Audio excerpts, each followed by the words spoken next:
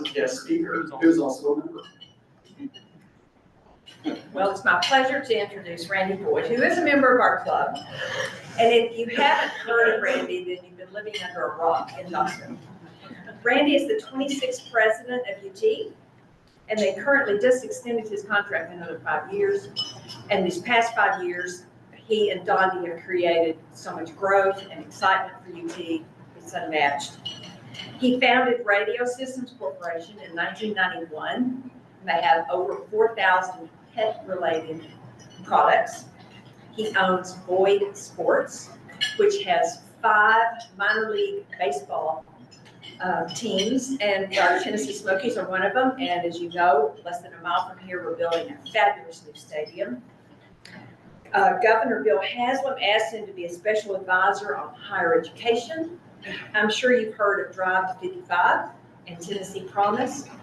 And then the governor asked him to serve as Commissioner of Economic and Community Development. Randy and his wife started the Boyd Foundation, and they continue to constantly give back to Knoxville. In his spare time, Randy enjoys running. He has run 85 half marathons. I've run 2. And he has 50 full marathons, 1 in Antarctica. Let's welcome Randy Boyd. I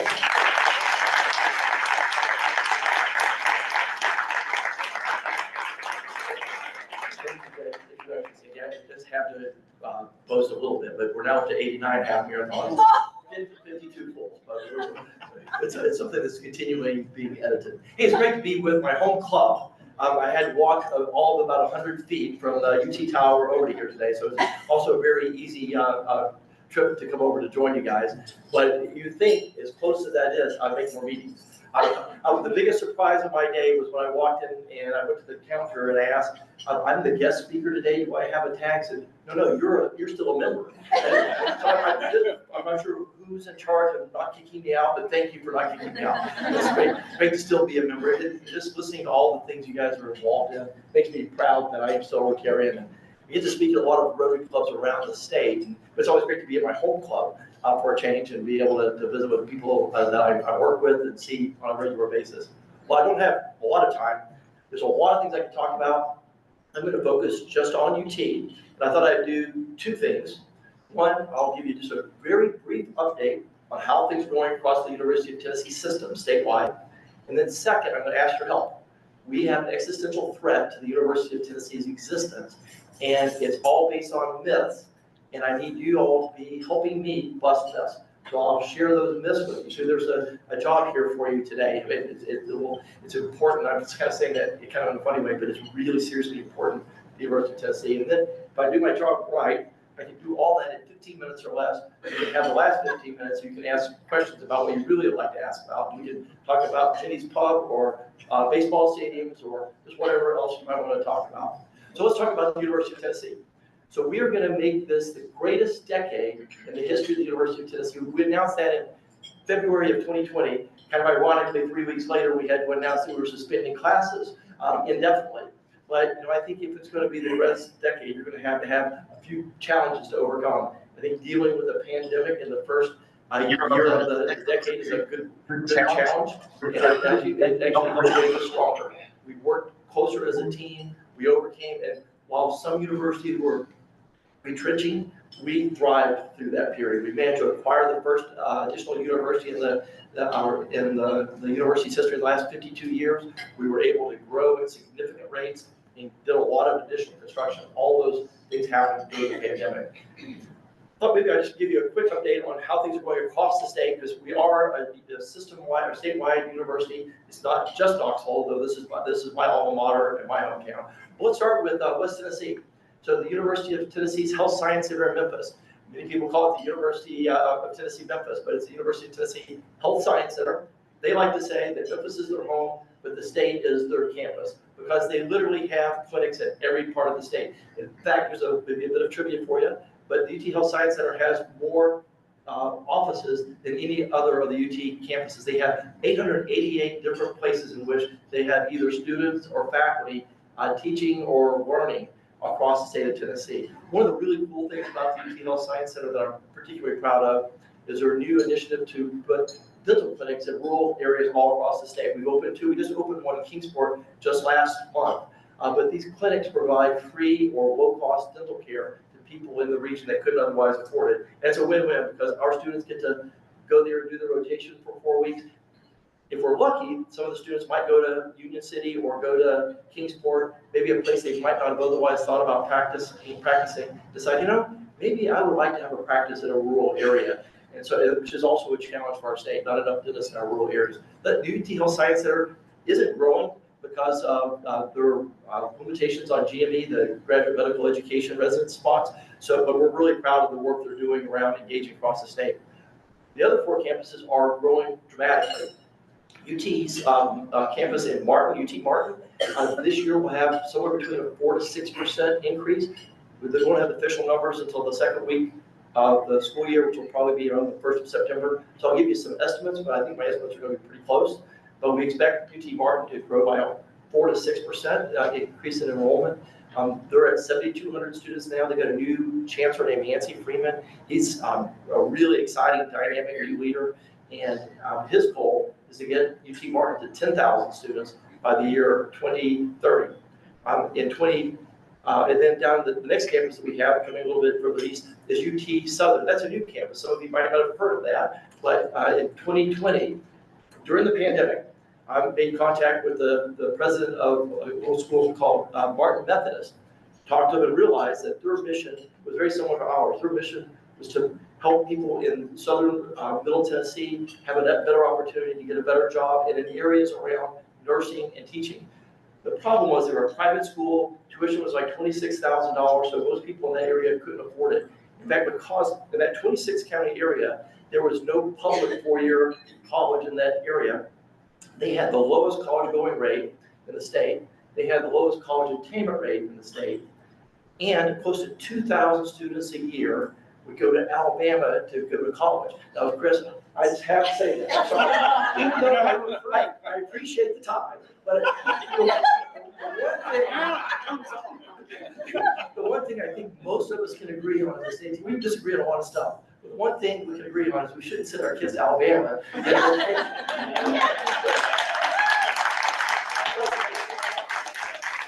That's a great school. I really appreciate the time. But so we were able to get UT or Martin Methodist to join the UT family. Now tuition has dropped from $26,000 to $10,000, and their growth has been they've grown almost 30% in the last 3 years. So we're really making a difference in that part of the state. UT Chattanooga, similarly, a big growth plan. They're up 6%. They'll be up, 4% this coming year. And their goal is to go from 11,000 students to 15,000 students. And finally, here in Knoxville, the TV cameras are here, so I'm not going to tell you exactly.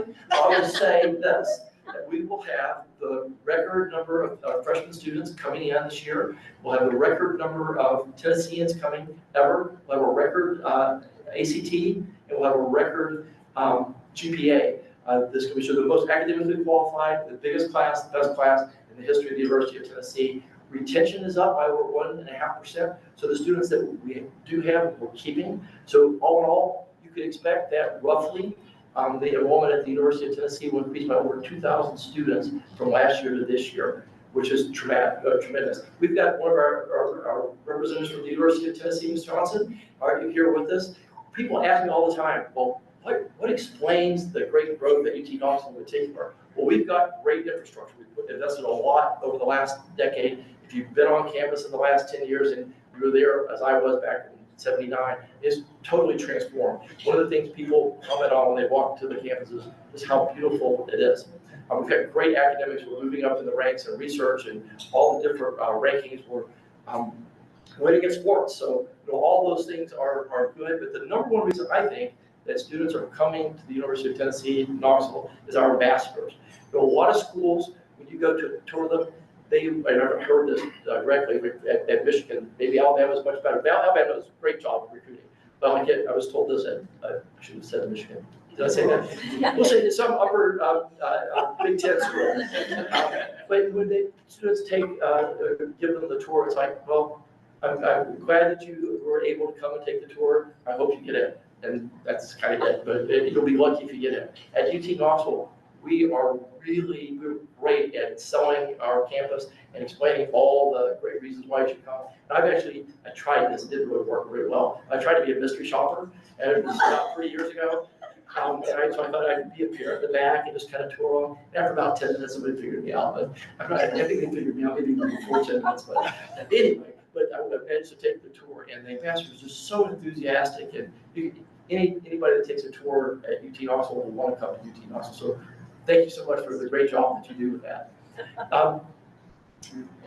So we are making this the greatest decade. This past June, we had our board meeting, and as Sandy mentioned, the chairman of our board, John Compton, offered me to stay. He said, well, you can't really try to make this the greatest decade if you're not going to hang around to the end of the decade. So just so you know, I didn't really get a contract. They let me continue to work for free, and they can fire me at any time. So contract is kind of an overblown term, but it's the greatest job I've ever had. It's a place in which I can serve people in Tennessee and my alma mater all at the same time.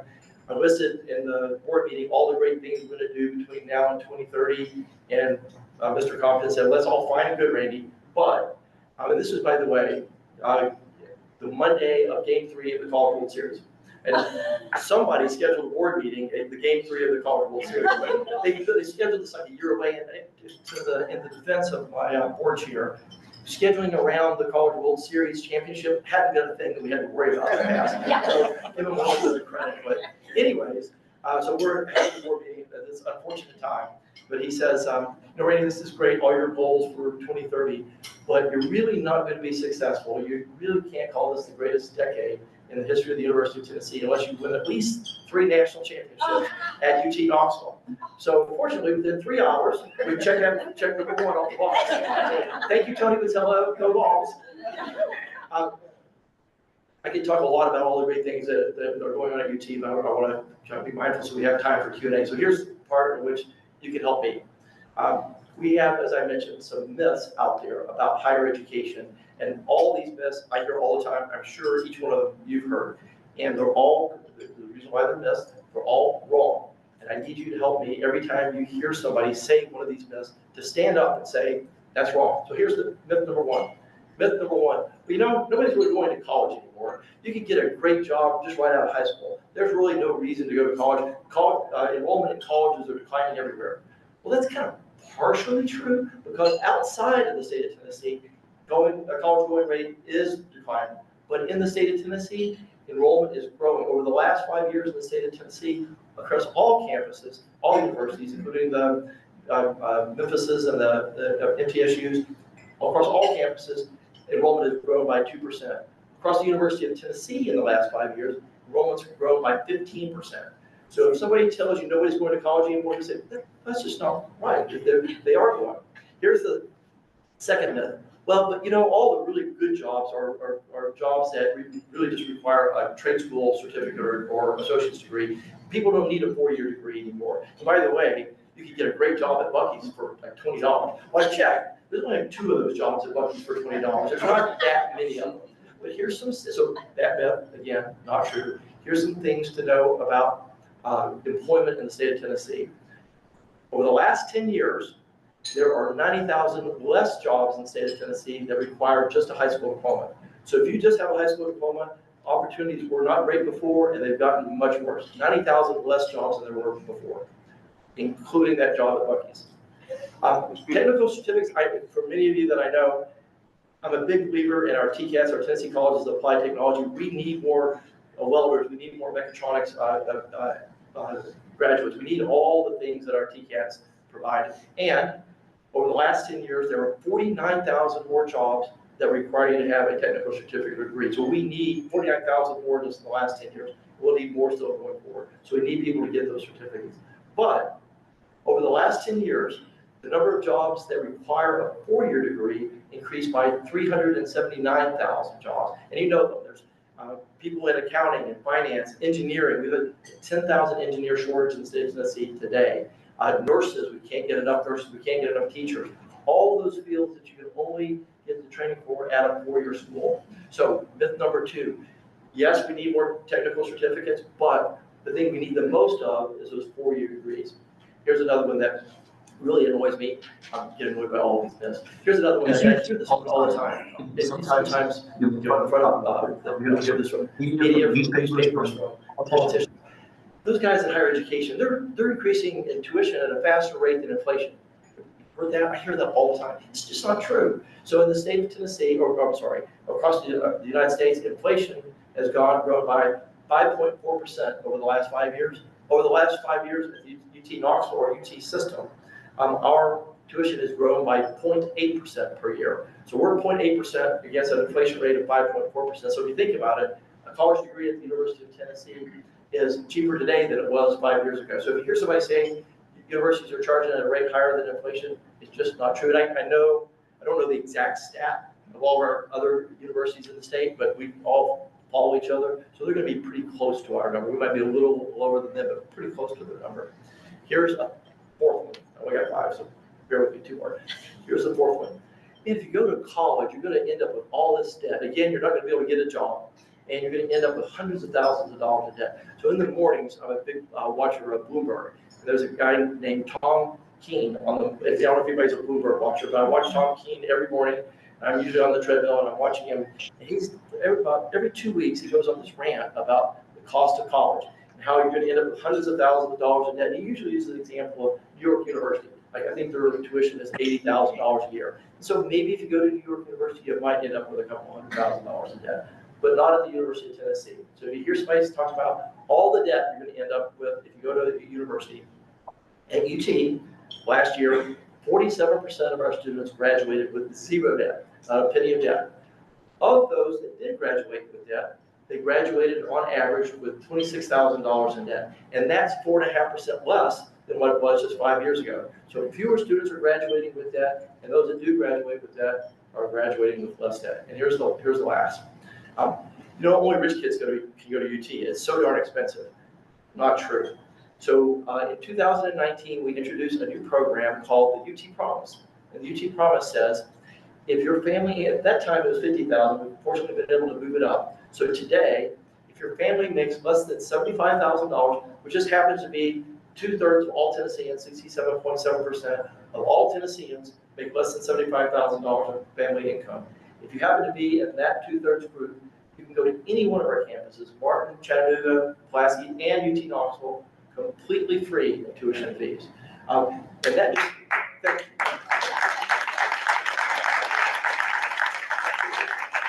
We're the first system in the country, and still the only system in the country to be able to do something like that. So we're really proud of that. That's a concerted effort trying to make the university experience and a college education more affordable and more accessible to more students. And that UT Promise, again, started in 2019. So some of those other numbers I gave you about the amount of students that are graduating with debt, that the UT Promise hasn't had its impact yet. So we'll continue to work to see that number increase with more students graduating with fewer debt. There's a lot of things that are going to make this the greatest decade, but the number one thing that's going to make this the greatest decade is our ability to educate more Tennesseans, to provide more skilled talent for the employers of the state of Tennessee. We're focused on students. We're focused on making a difference in our state through educating our citizens. And if we can do those things well, we will make this the greatest decade.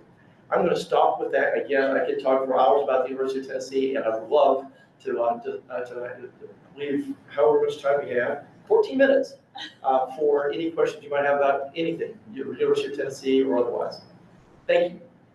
What percentage of the entering students are out-of-state students? So what percentage of the students are in-state and out-of-state? It varies by year. This year, it will be probably close to 67% in-state, 33% out-of-state. That's much higher. Yeah, and it does vary. One of the things that's kind of unpredictable sometimes is when you accept students, how many will actually come to your university. And we've had some years in which we had unexpected numbers decide to actually come.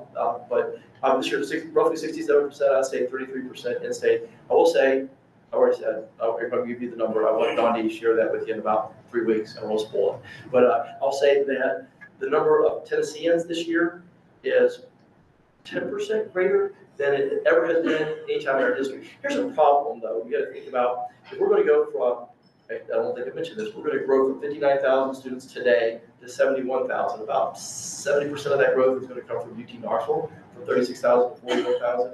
As we continue to grow, it's going to get harder and harder to do it all from the students from the state of Tennessee. But it's a good thing to bring people from out of state I think for a lot of reasons. One, it gives our students the exposure of people from other areas. So I think it's good for them. But also we're back from my days of being Commissioner of Economic and Community Development. We're not growing enough Tennesseans to meet the jobs. So we've got to import talent, and probably the best magnet that we have is our university. And one of our goals is if they come here, we keep them, and 40% of all the students that come from out of state stay in Tennessee. So thanks for that question. Yes, ma'am. Engineering and technical degrees are really important for economic development in an area. Do you have those your strategic objectives increase the percentage of engineering degrees? So the question, are planning on increasing our engineering degrees? Yes, we are. The engineering college is one of our fastest two growing colleges at UT Knoxville. It's also a fast growing college at UT Martin and UT Chattanooga, but we need to do even more. And so we've actually having conversations right now with the Lee administration about ways in which we could accelerate that. As I mentioned, we've got a 10,000 engineering shortage. We're going to be able to increase graduates by 200-300 a year. That's not going to get us anywhere near where we need to be. We can import the talent, but we'd like to eventually grow them here ourselves. And so we've got to accelerate that growth. Can I say one thing about the growth too, then I'll come to your question.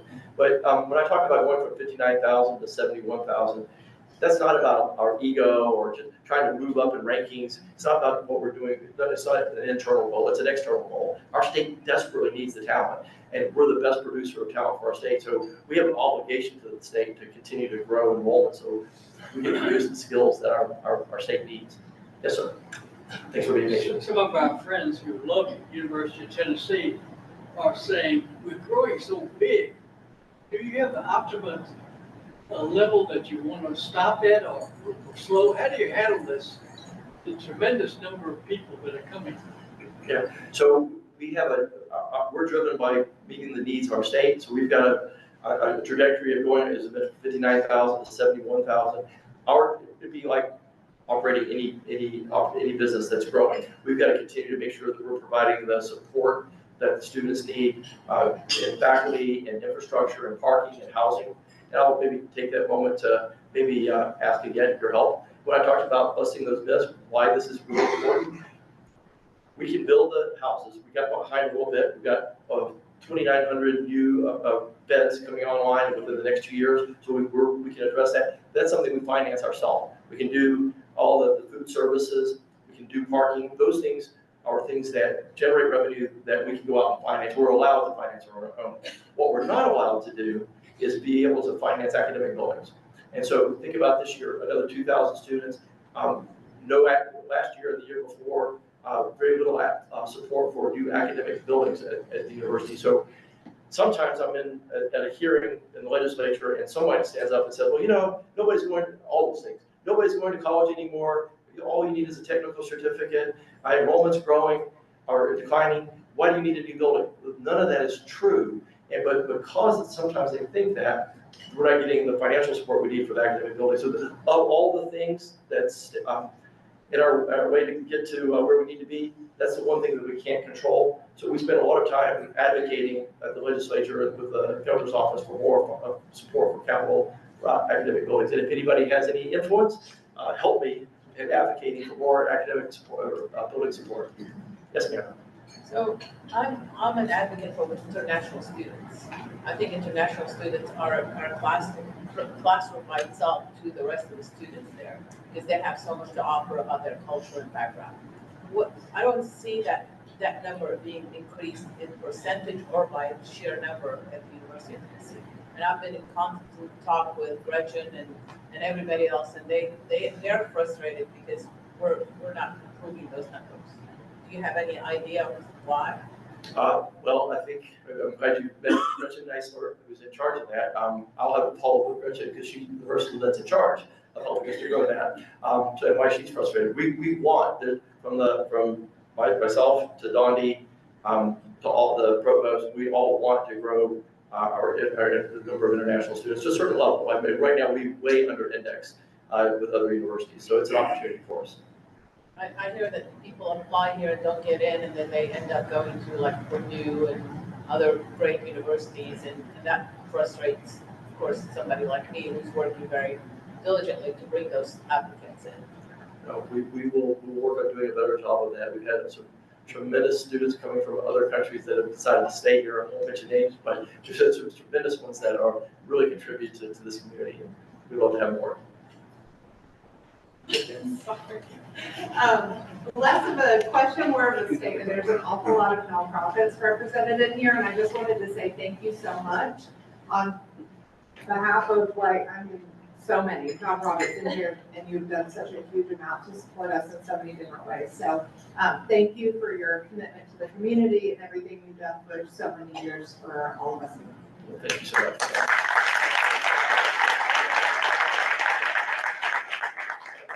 I would just say a statement that both Jenny and I were raised in Knoxville. She went to Rocky Hill and then to Bearden, and then I grew up at Hopewell and then at Dole High School. Both went to UT.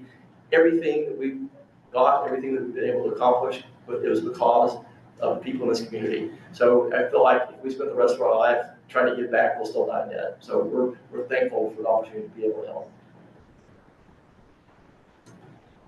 Randy, concerning the development of the topic G10, I haven't read the full report. Is it going to require destroying all of G10 and rebuilding it as a foundation or part of it? I just know there's a large cost associated with not only demolition, but then concrete to replace that. Yeah, I couldn't tell you exactly. So I'm not sure that it's all been completely fleshed out yet. But my guess would be it would mostly be demolished and a new structure being built. I will say that I think this is in the public domain.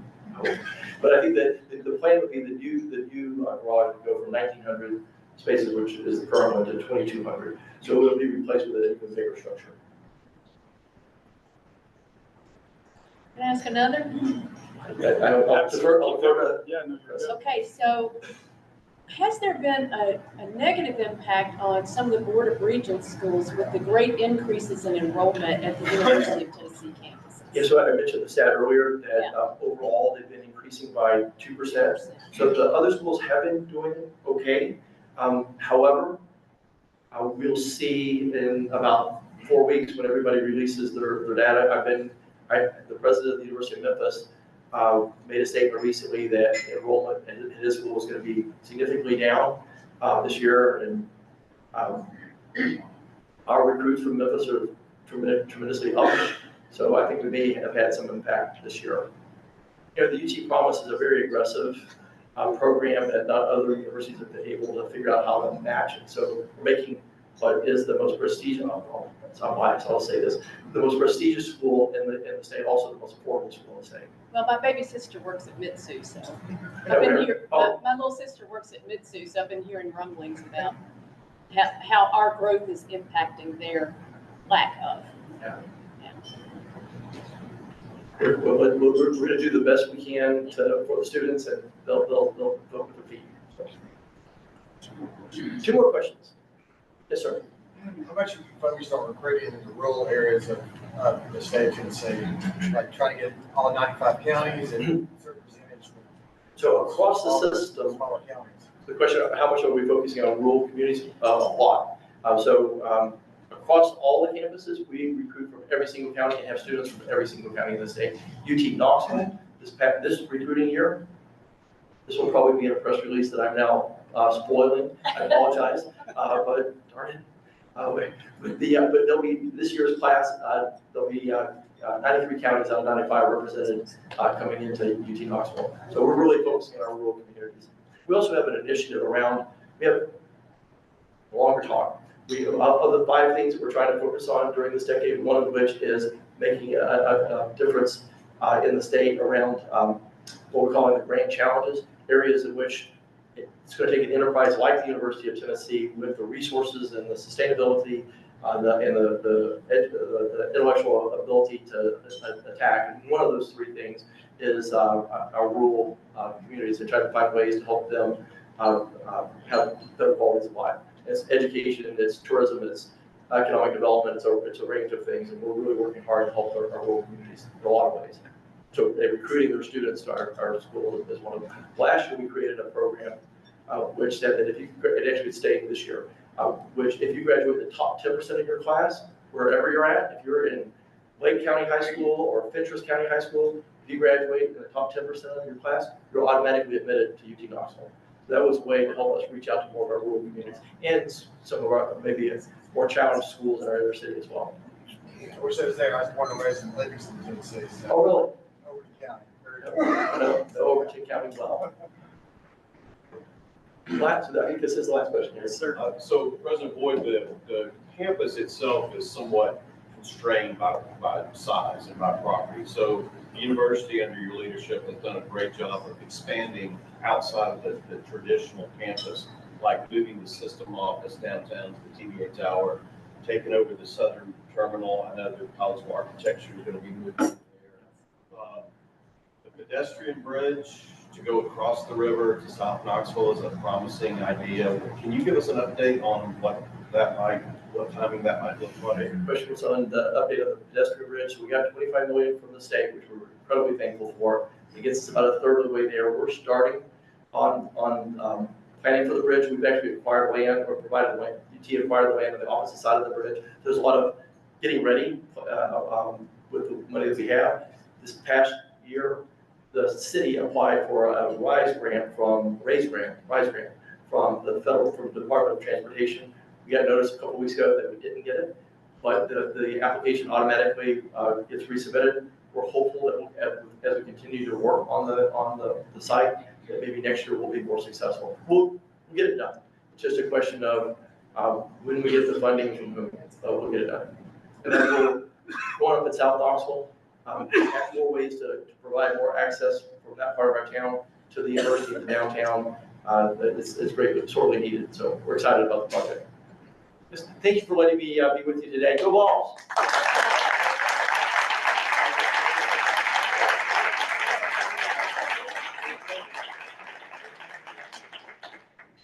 Randy, thank you so much. Lots of exciting things, and you also gave us some homework too, trying to bust some of the myths out there. So we can all appreciate that, how to make our community better and higher ed better. As we like to do each week, we want to thank our guests by asking you